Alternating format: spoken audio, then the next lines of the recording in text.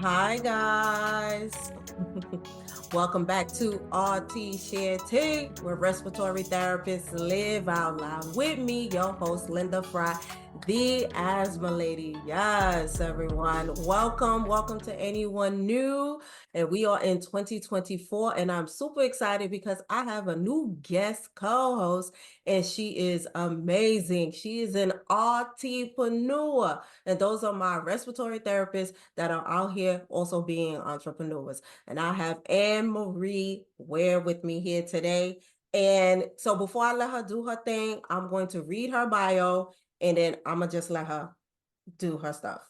All right, guys. So Annmarie Ware is a respiratory therapist of 10 years now, and she went from burnout. She helps those go from burnout to bliss, guiding you through burnout, compassion, fatigue, and moral injury to have vision, clarity, and purpose. She's also the host of Scrubs Unzipped Show. Yes, another edutainer. Very happy about that. So super excited to have her on.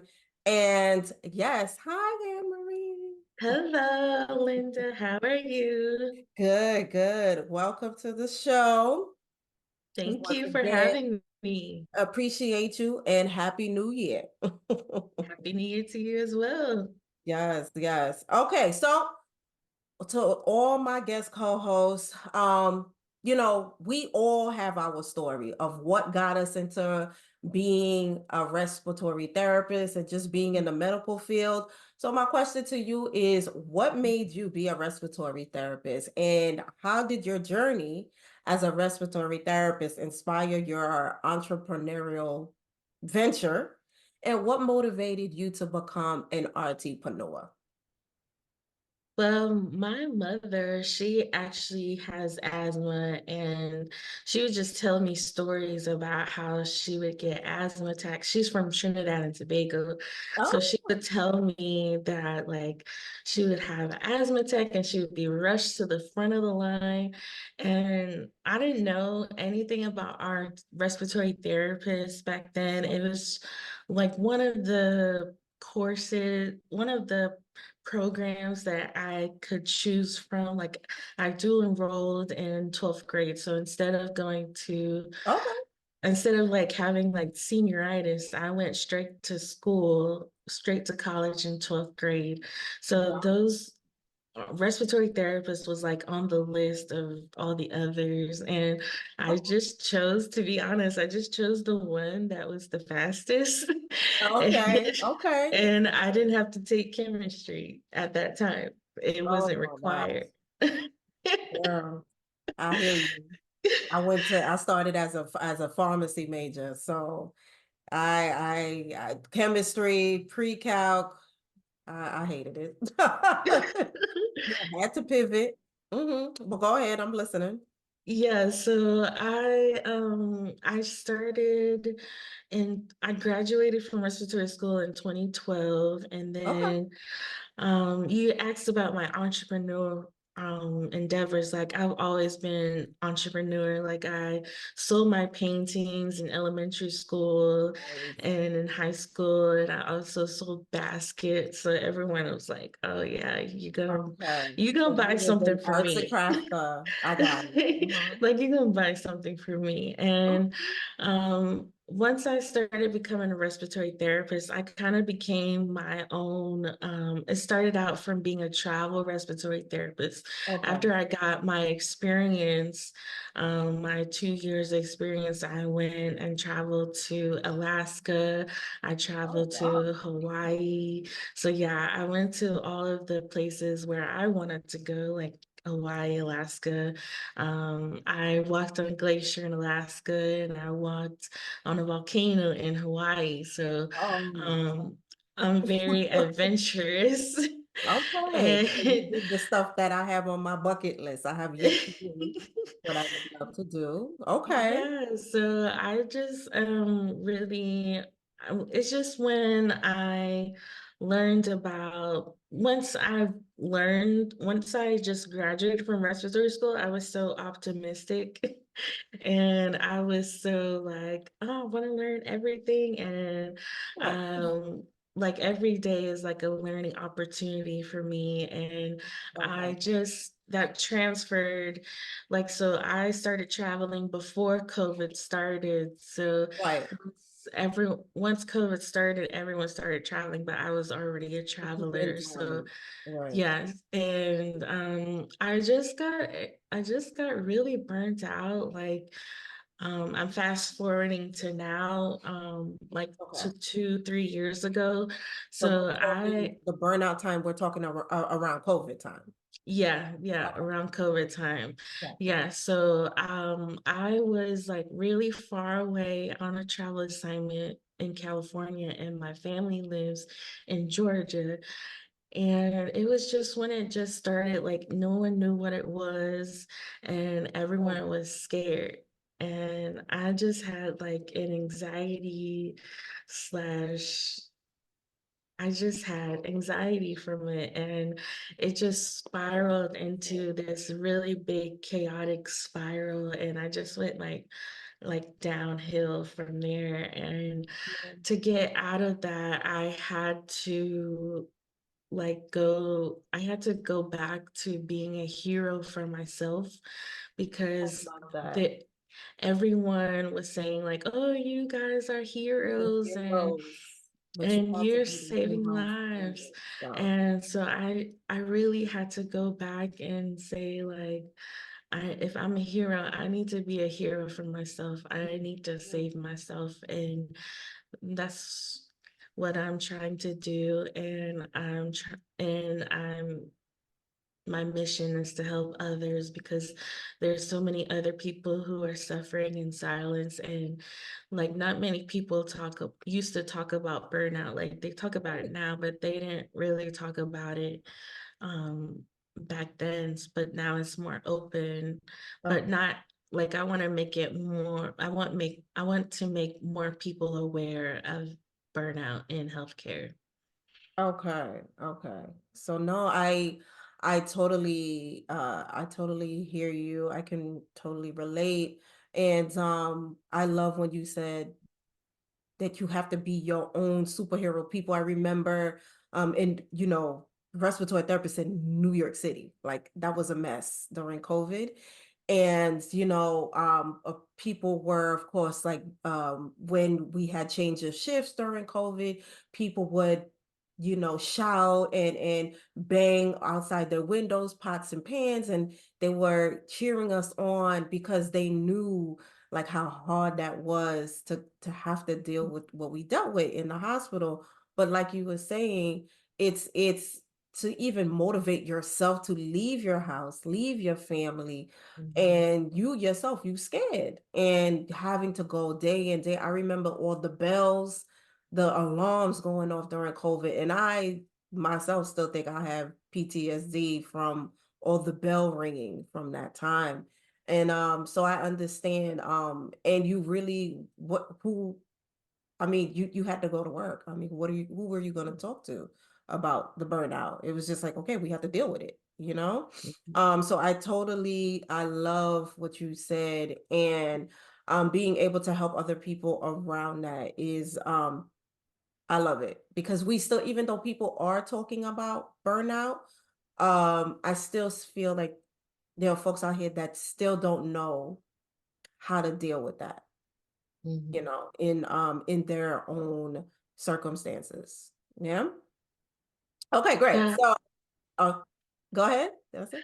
yeah, about to say like, through my research and through all of the things that I've been through, I developed a guide, and a couple other things that I developed to help. So we'll talk about that. Okay, okay, okay, love it. So as somebody deeply involved in healthcare, how do you balance the demands of the profession with the challenges and rewards of being an entrepreneur? So, you're doing your respiratory thing, you doing that, going to work and everything else. So how do you balance out now the the requirements for entrepreneurship, like just to move things forward? Well, I have people to support me. I actually hired an assistant, and I also have my mother. We live together, so she cooks the meals. Oh, that's so nice. He's Yeah, helping so out. She hooking you up. Let me tell you, that's a blessing. yes, That's a true yes, blessing. definitely. Yes. And she like packs my lunches and stuff so I can eat. And it's just really having the support and having patience with myself because I just started a new job. Okay. And because I was traveling and doing internal agency, but this job is more of a full-time position. All right, Annmarie. So yes, in your dual roles, what strategies do you use to stay informed about advancements in both respiratory therapy and entrepreneurship? And I know you started to talk about your research and what you've already found. So talk more a little bit about that. Well, in as far as respiratory therapy, our my new job, we have a lot of continuing education courses, and they talk about having resilience as being a Mhm. healthcare worker and and I also through my research I found out there's 7 types of self-care. So it's more than just a bubble bath. Like there's financial self-care and there's Okay. mental self-care. There's so many different types of self-care, and it's just Okay. you think of I love the self-care bubble as bath, but that's not gonna like be. you think of it as like, oh, I'm gonna get a massage today. I'm gonna, I'm gonna lift some Wash my weights. hair for an extra Yeah. minute. Yeah, and sometimes self-care can just be taking 30 seconds to have gratitude, like Mhm. just being, just realizing like all the things that you have right now in the moment and just saying, I'm grateful for this right now.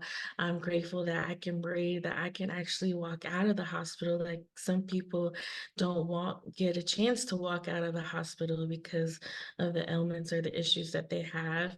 And I just realizing like just the little things, like putting one step in front of the other makes a big difference when you're consistent. Hmm. I love it. Okay.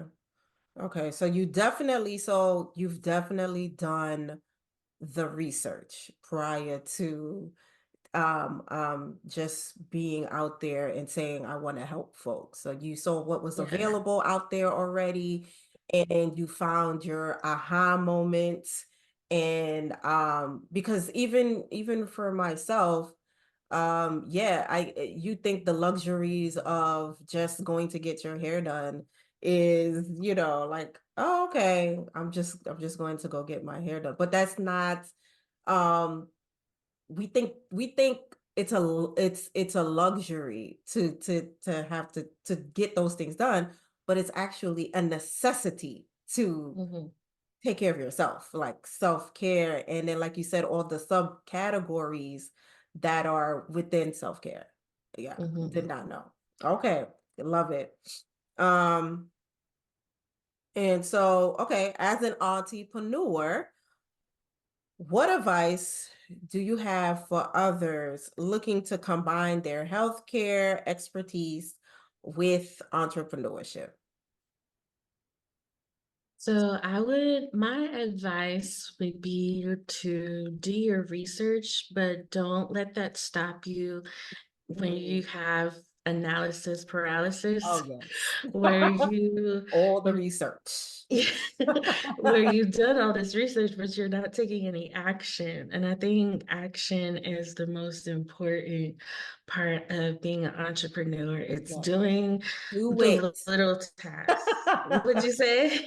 I said, do it. But Like, actually do it. Like, yeah. go out and actually do it. Yeah.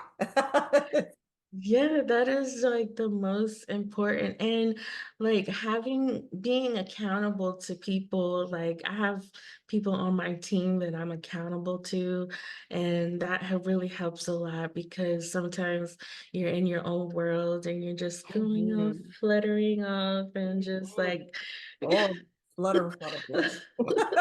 like all the way, all the Yeah, time. not aware of And what's going on around you. Yeah. And it's just sometimes it is hard to balance going to work and having a business at the same time. And my true vision is to like make my side gig be my main gig. Yes, child. And and I'm working towards that.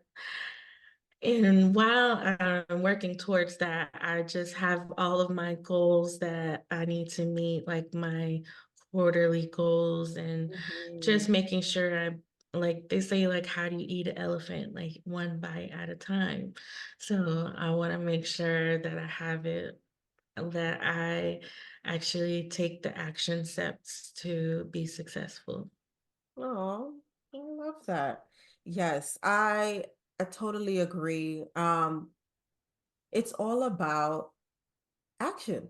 It's just, you talk the talk, you walk the walk. Like, if I think that's the best thing because that's really how you're going to know if something is for you, if it works, if you shine, because all the research is all good. I'm all about preparation and doing your due diligence and all that. But if it takes you 15 years to gather all that research, and the moment has passed. I mean, I don't want to say the moment has passed, but it's just like you said, you just don't want that to keep you in the same place, like thinking like because you'll never know everything, all that information is that's out there is can be overwhelming, definitely. Okay, Annmarie, I love it. Finally, what messages or insights do you want to leave our listeners with, especially those considering similar paths and blending healthcare expertise with entrepreneurship?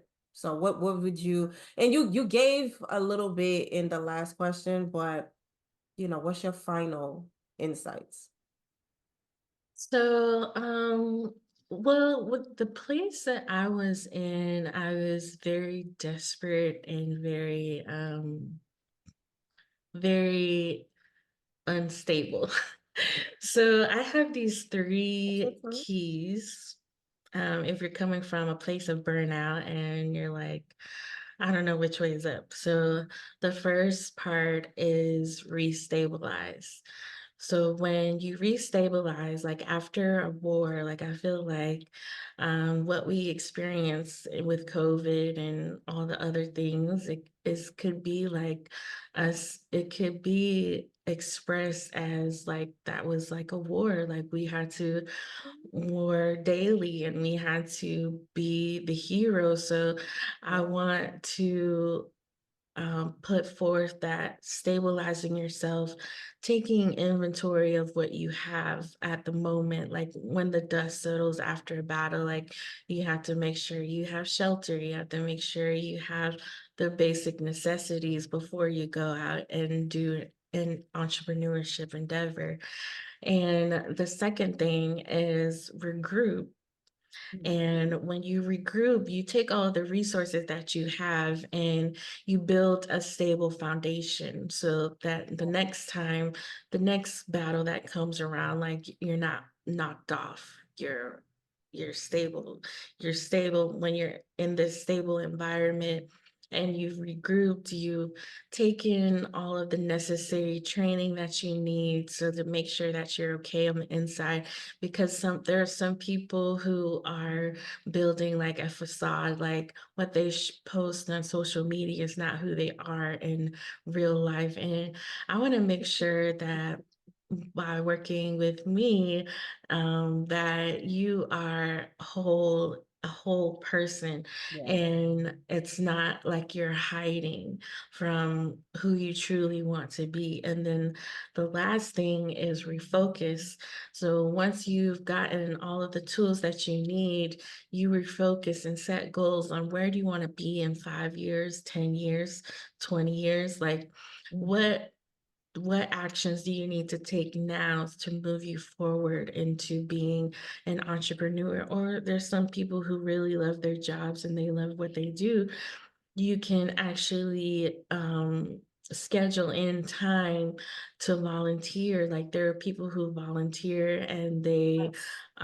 they get their cup filled that way. So Yes. yeah, not everyone has to be an entrepreneur, It's but not for everybody. Thank you. Thank you. Thank you. Thank you. I love the fact that you said that. Yes.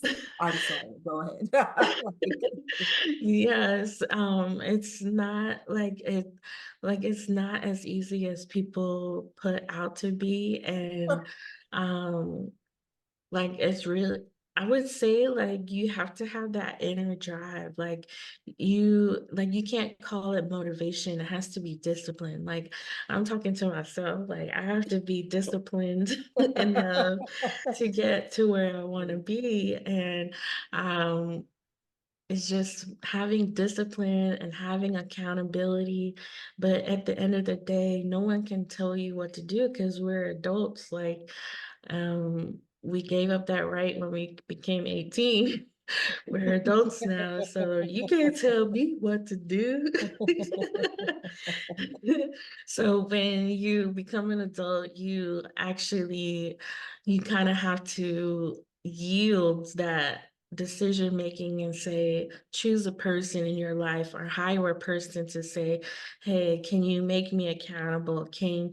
You make Mm. can you help me stay focused? Because there are some times when I'm not focused, when I just this week, like I just stayed in my bed like all week. I only got out of my bed to do this. Listen, I feel you. Like I just like the bare like I sometimes I do the bare necessity, and I believe that's okay because I Yeah. still am learning how to do my new job, and I want to make sure I do that job well before I start adding all of these extra things to my Yes. task list. And I need to focus my brain power on what I'm doing right now, and that's this new job. And I want to make sure I do a great job for those patients. And that is okay because you only have 24 hours in a day. And being patient with yourself and just being very patient with yourself and just having that accountability can help you go far. And the last thing I would add is having vision, like being able to visualize where you want to be in 2024 and beyond will definitely help you move that pendulum forward. Yes, Annmarie. Preach. Preach. I am definitely myself too. I have struggled in the as a I do consider myself a high achiever. I struggle in the grace department. I'm very mean to myself back in the day. Very mean to myself. So if I had a goal and I didn't hit it, I was just not nice to me. And I had to learn, and it was adding on to my own unhappy. You know, when you're unhappy, you have no reason why you're unhappy. Mhm. That's what was starting to happen to me. And then I realized it was because I was talking to myself crazy, like not Yeah. being nice. And so, but I thank you for talking about those things. And so yes, Annmarie, so we're hitting that time. Um, Listen, this is your time to plug away. Where can people find you? What do you have going on now? A Scrubs Unzipped podcast. Let us know where can we find it? How do we hit you up? Okay, so I have a I also have a podcast called Scrubs Unzipped, and I unveil healthcare's hidden passions. And I interview other healthcare workers who have side passions and who want a space to just really where I'm unzipping the mouths of healthcare, like just talking about all the different things that we can do better in healthcare and how we can improve.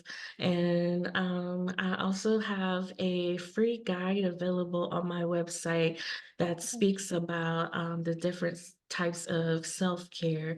And you can go on AnnmarieWare.com, Nice. Okay. and that will be available for free download.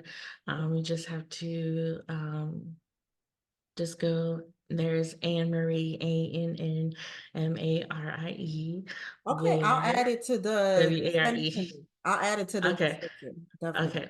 Yeah, so Yes. my first name and last name, Ware, AnnmarieWare.com.